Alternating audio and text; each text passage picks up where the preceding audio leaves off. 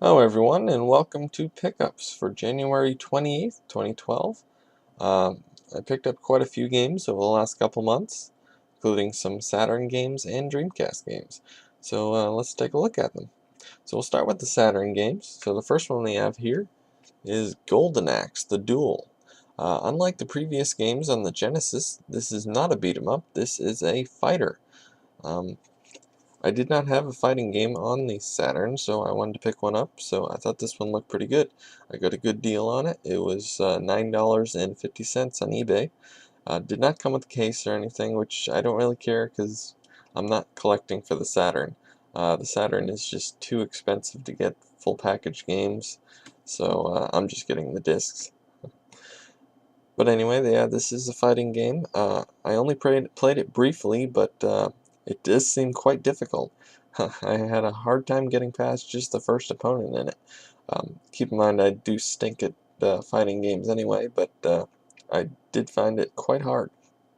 I'm not sure if there's any difficulty settings in it, but yeah, that's Axe the Duel on the Saturn.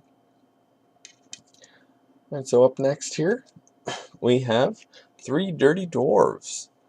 This is a really unique and cool game on the Saturn. It is a 2D side-scrolling action game. The premise is these three dwarves who you can switch between at any time during the game, and they all have their own attacks. One throws a bowling ball, the other hits baseballs, and the other one has a shotgun. So it's actually quite a cool game. Highly recommended if you have a Saturn. But yeah, that's Three Dirty Dwarves. I picked this one up for $17.99 on Amazon. It's a little more expensive, especially for only the disc, but I thought it was worth it because I really wanted to get this, and it definitely met my expectations. Quite a fun game. You can check my video out of that. I made one a little while back. So you can check that out if you want to see some gameplay. So the next one up here is Soviet Strike. The main reason I picked this one up is because I was a big fan of Urban Strike on the SNES. So I wanted to give this one a try because it looked quite good. You're a helicopter in this game. You destroy targets and pick up civilians, transport cargo from one place to the other.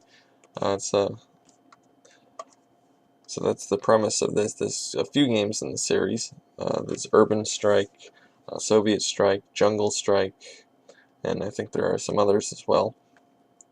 But I picked this one up for $4.25 on Amazon, which is a pretty good deal. I wasn't expecting to get the full package, but I did, and it's in quite good condition. But this is easily, hands down, the best flight adventure game ever to be made for any system. So there you have it, only $4.25, and you could have the best flight sim ever. Well, it's not really a simulator, but more of an action game.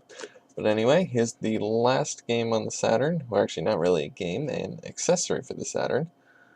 This is Gameshark. I picked this one up mainly so I could play imports.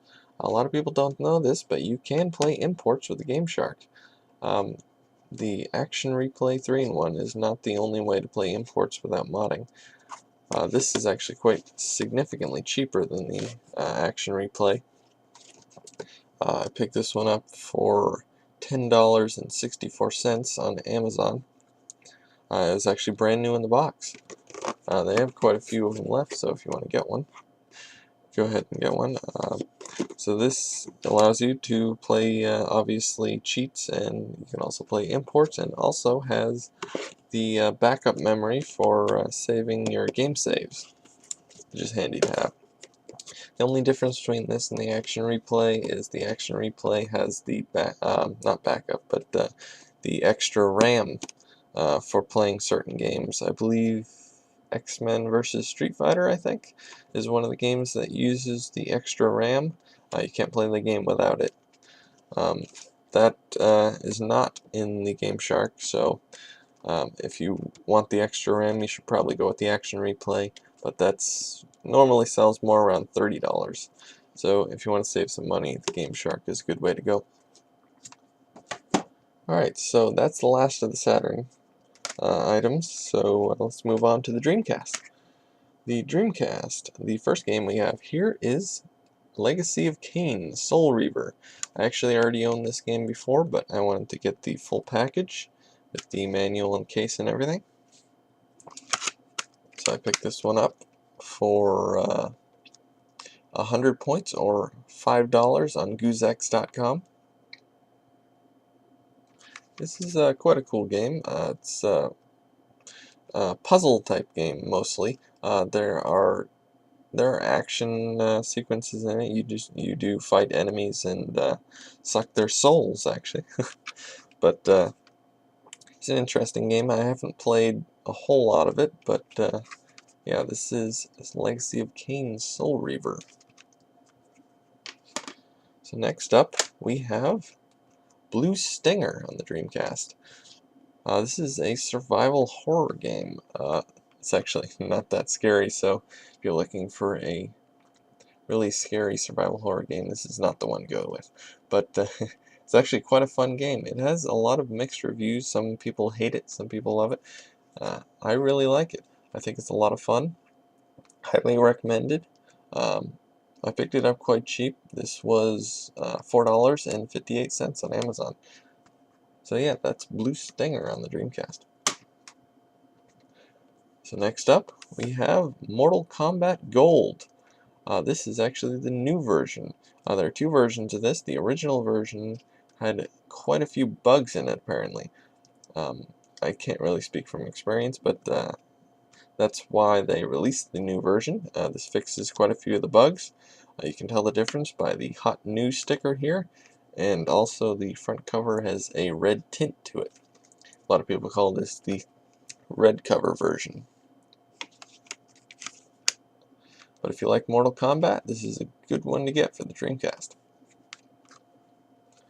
So the last game I have here is Soldier of Fortune. This is a first-person shooter on the Dreamcast. This is a... I really wanted to like this game, but unfortunately, it is hindered by extremely long load times. You may not think that's a big deal if the levels are a decent length, but actually the levels are extremely short as well. So it seems like you're waiting at the load screen for more than half the game, which is quite a disappointment, because I really wanted to like this game. It actually has the unique feature of being able to blow off limbs with your gun, which is interesting. You can shoot off people's heads, arms, legs. It's quite interesting. But unfortunately the load times do hinder it quite a bit. If you can bear the load times, it might be worth a pickup, but otherwise I'd stay away. But anyway, I actually picked that one up for $10.49 on Amazon. But anyway, that would be the last game. Thank you for watching, and please comment, rate, and subscribe. Thanks.